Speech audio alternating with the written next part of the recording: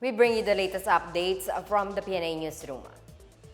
President Ferdinand R. Marcos Jr. expressed his plans to forge a strategic partnership between the Philippines and Belgium.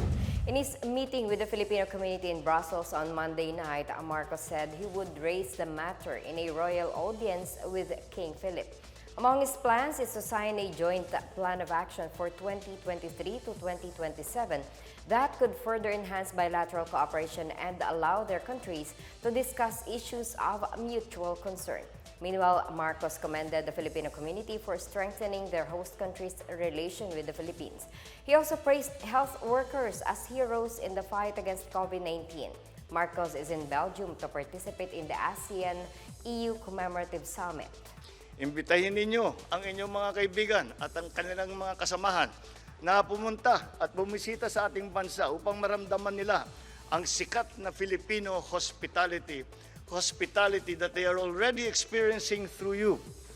I encourage you all to continue with this noble endeavor that you have undertaken.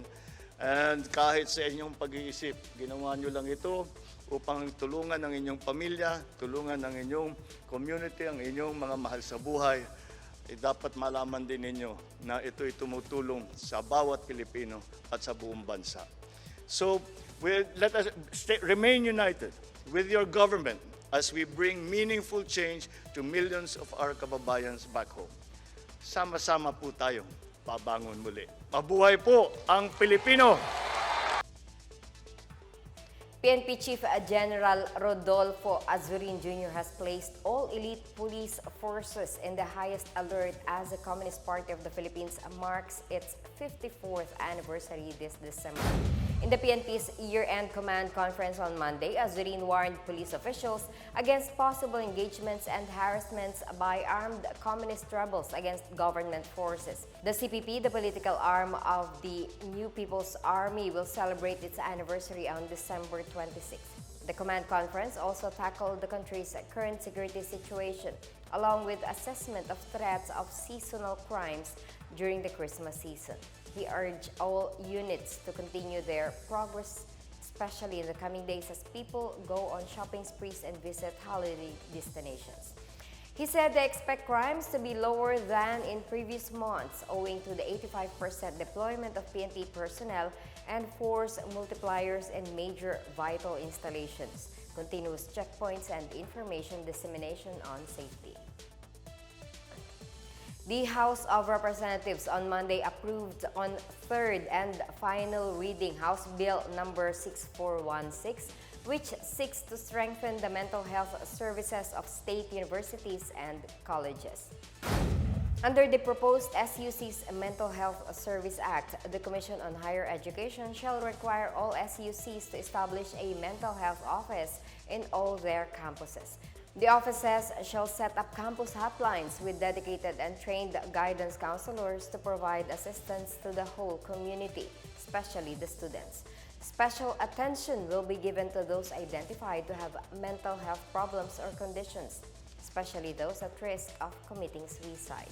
The MHOs are tasked to initiate and sustain a heightened campaign to raise the collective consciousness about mental health. Mental health service personnel will also create a mechanism for timely crisis intervention and suicide prevention. The proposed measure also directs the CHED to formulate a scheme for the continuous training, development, and benefits of mental health service personnel, among others. In other news, the Senate approved on third reading House Bill number 6224, which grants Filipino citizenship to Barangay Ginebra import Justin Brownlee.